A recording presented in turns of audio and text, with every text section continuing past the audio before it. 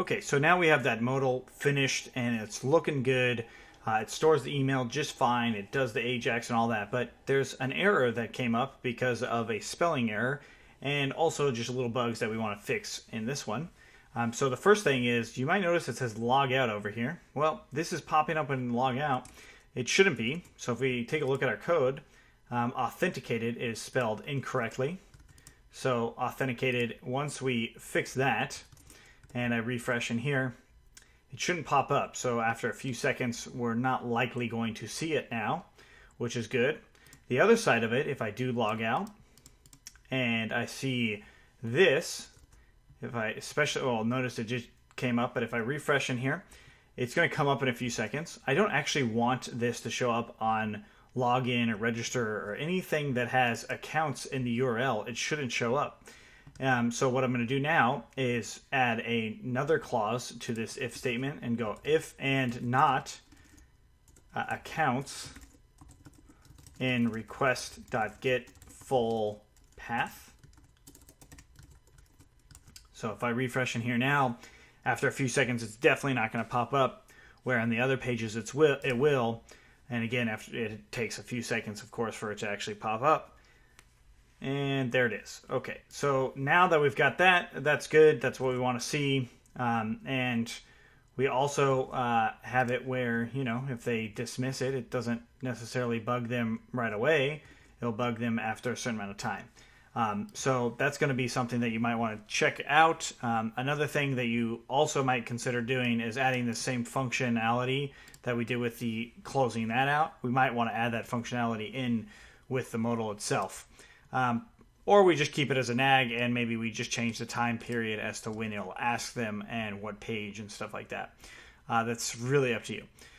Okay, so now what we need to do is get started with the actual checkout process. So if I get a product, add it to the cart, go to checkout.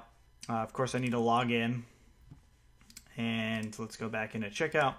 I need to do something here. So the first thing I'm going to want to do is add the shipping address, and then the billing address, and then the credit card, and then boom, that should complete our order, because we're not going to need a whole lot more than that. Now, of course, if you have gift cards and stuff like that, those are things that might have to be added later, but for now, all we're going to do is those three things. So to do that, we have to create a new model for our addresses, and we're going to put that model inside of accounts. So in here, I'm just going to go to class, call it user address, models.model, and it's going to be user, it'll be models.foreign key, and it's settings.auth user model, and then we will do a street address, or actually just do address, because we don't need street address. Address will be what it is. So models char field, and we'll do max length of 120, and then address 2. So if there's a second line, models.char field, max length of 120, null equals to true, and blank equals to true. I don't think that it's very often that there's a third line, but if you are international and you really want to make sure that there is one, you could add that third line in here. I'm not going to do it, just going to show you that you can do it, and you should if you need it. And then we'll do city, and then state. So for the U.S., state works. In other countries, it might be province, or you might not even have state, which is fine. And then country, possibly, again, depending on where you're going. So if it's an international thing, then you'll want country as well. You can just copy this one right here. All right. And now you're going to want zip code or postal code. I'll leave as, I'm going to go off with the convention for the U.S. and do zip code. And I'll do models. I'm going to leave it as char field because, again, if you want it to be international, sometimes it's not integers. The other option would be an integer field here. And I'm going to leave it, the max length being 25. And I don't actually want that to be empty. And matter of fact, I don't want null and blank to be, the country to be empty. State, I will leave empty. City, I will not leave empty. Address 2, I will leave empty. Okay, so we've got pretty much all their shipping information that we need. We might want their phone number, so we'll do another char field for that. and I'm just going to do 120 here. Okay, so that's their address. Then we would want a couple Boolean values being like shipping, so shipping address, or we could say is shipping, but we can just leave it as shipping address. So models.boolean field default, I'm going to say it's true, and then we also want billing. So if this is their billing address, models.boolean field default equals to false. And then we probably want a timestamp and all that, so I'm going to scroll down and go ahead and grab these timestamps here. Scroll back up, paste this in. Okay, so now we've got our model. We just need to have a Unicode, so define the Unicode of self and return the string of self.user.username. Okay, so notice my user model is required. Now, if you're wanting to have guests accounts and guest checkout, then you could use it where your user account is not required. But how we have it all set up right now, if we look at our checkout view, we have our login required there. So checkout view, of course, being in orders.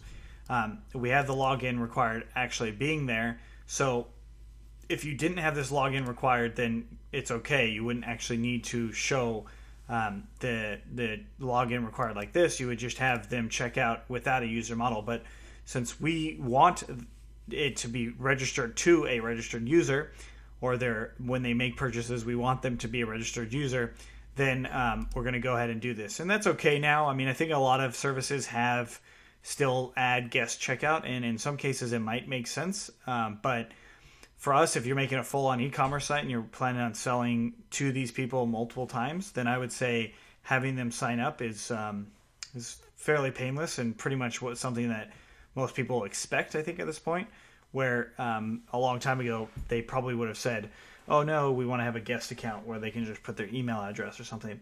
And then again, that also might make more sense on a digital service. So if you're buying something digital, perhaps you won't even need their address, of course, but you also might only need their email address. You don't need them to make an account or anything like that. Okay, so cool. So now we've got this. Let's go ahead and add it into our database. Do Python manage.py schema migration accounts -- auto, and then Python manage.py migrate. There we go. And let's add this into our admin.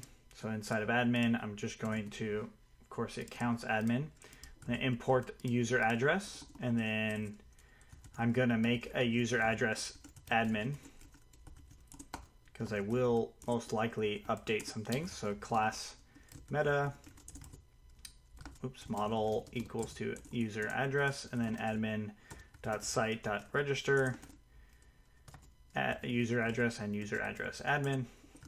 Great, so now we've got that. Let's go ahead and run the server again. Let's check this out. And go log in as my super user. And we've got user address here.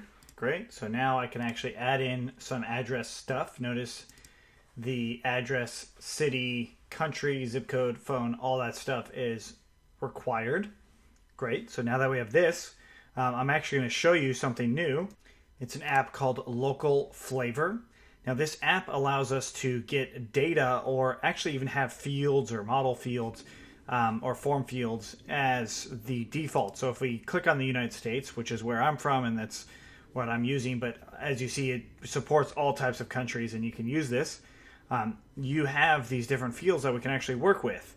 I'm not going to really go through them specifically, but we also, like the forms fields would be used in a form, and then the models would be model fields. So I'll just give you a quick example. If I imported this from models and went into our models.py, well, actually, first off, what we'd have to do is pip install Django-local flavor.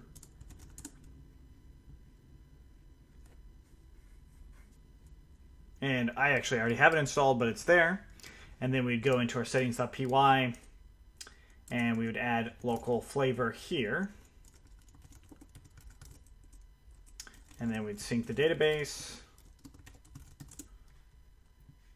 All right, so local flavor is installed, so now I can use it. I'm going to go ahead and run the server again. But in my models, I could go below this. So I'd go from local flavor models, import, and then whatever field I was trying to use. So let's say, for instance, it was phone number field. I could do that and use this in lieu of the phone models that we had here, which would be this. And then you wouldn't have to have max length. You could just do that. And that would actually take over that, and it would have its own validations and stuff like that for it.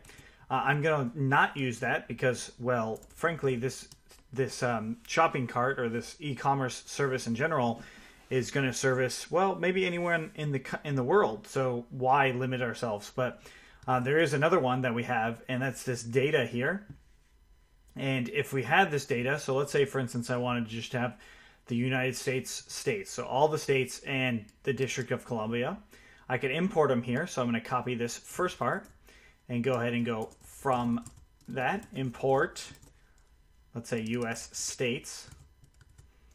And then now, for states, I could do choices equals to US states. Well, if we have that, we might as well have provinces, right? Like Canada. If we really wanted to get this thing working for all around, all around the country or all around the world, we might even get even smarter than that, have every type of city and stuff like that. But let's not get too far ahead of ourselves. I'm just going to go ahead and use the US states. Realistically, the person who puts this in, a lot of their information will be validated. We can actually validate it through another means, which is something we'll do down the line. But for now, we have our choices being US states, so we can actually see what that's like. Go into Chrome, go ahead and look at our admin. If I refresh in here, notice that this now has states actually listed into it. So California, where I am, would work. And then let's just say 1 Main Street, city, Newport, and country, USA, 92660, and 555, 55, 55, like that. Save and continue. There we go. So we have this now as an address that in theory works. And the choices itself could change as well. You could have, let's say, for instance, we wanted to have a few other ones, so new states. So let's just, for some reason, we would have more than what we've got here. We'd create a new tuple here, and we would just say what we're going to store in the database. So let's say A, B, and then this is A, B, C state. Right, so this is what's actually stored in the database, and this is what's going to be seen by the user. Copy that and paste it one below, and then we'll say BC, and then we'll just call it a BC state. And then now we could do new state plus equals to US states, and change our choices to new state. And we go back in here, do a nice little refresh, and we see that AB state is now in there, and so is BC state. So it gives us a nice list of states, and it also allows us to update and add these states as we would like. So, of course, these aren't real states, so I'm just going to leave them out here, and I'm going to comment this whole thing out and just put new state being US states. And there we go. So we've got our US states here showing up. Now it's just time to actually have a form for this user address and put it into our view for our addresses. So the first thing would be right here. So let's go ahead and do that. We're going to go into forms, and we want to import this model. So we're going to go from models, import user address. And then I'm going to I'll put it at the very top, and I'll call it class user address form. And it's going to be forms.modelForm, class meta, form equals to user address, fields equals to. So we want a list of all the fields we're going to use. So I'm just going to copy this whole thing. Well, with the exception of timestamp, just copy this whole thing and paste it in here, and just delete what we want and what we don't want. So user we definitely don't want. Address we do. Address 2 we do. City, state, country, zip code. Now the reason I do it this way is just so I don't miss anything right? Because if you accidentally miss something, then well, you might not want it to be missed, right? So what I'm going to do here is I'm actually going to get rid of shipping, because by default we're going to have it as the default shipping, because that's the first field that they're going to be entering. And then now we can just go ahead and put this into a list. And city, better yet, let's do it this way.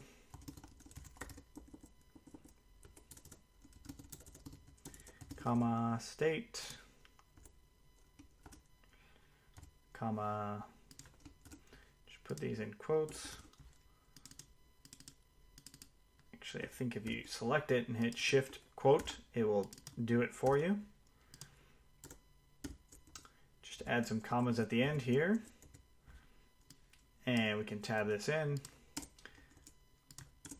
So now we have our list of fields that's actually going to be shown up for our form. You could also do what's called exclude and just have a list of fields that you want to exclude. But I'd recommend not doing this, because the fields, it would be better to write them explicitly. So then if you're later wanting to make changes to something, your fields will automatically be this, versus exclude. It's not going to tell you a whole lot about the form. Okay, so now we've got this. Let's go into our checkout form, our checkout view, that is, and we want to import the accounts forms. So from accounts.models, import user address form.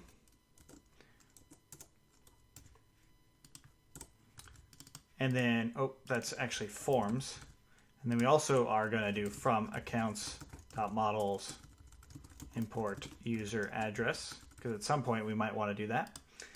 Okay, so now that we've got this, let's go back down to our checkout, and we will now have a new field here called it address form equals to user address form, and it's going to be request, post, or none.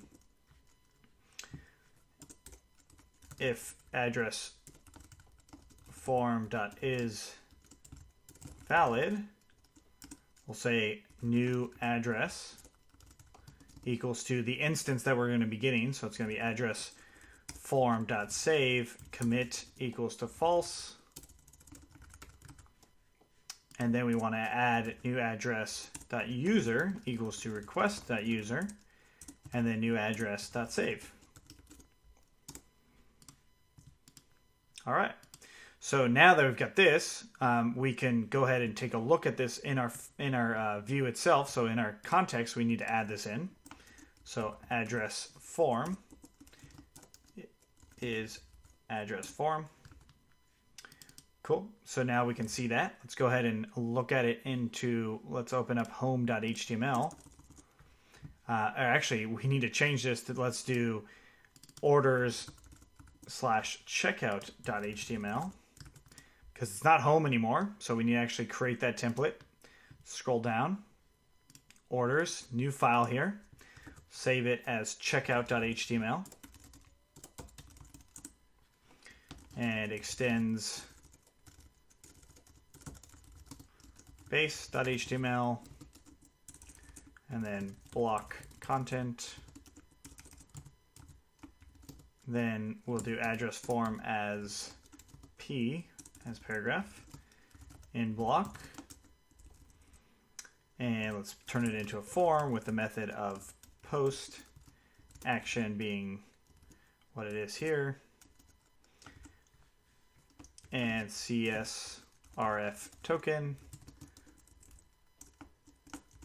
And let's end the form off, put a submit button, input submit, or input type equals to submit, class equals to btn, btn default, and we'll do value of save or add address.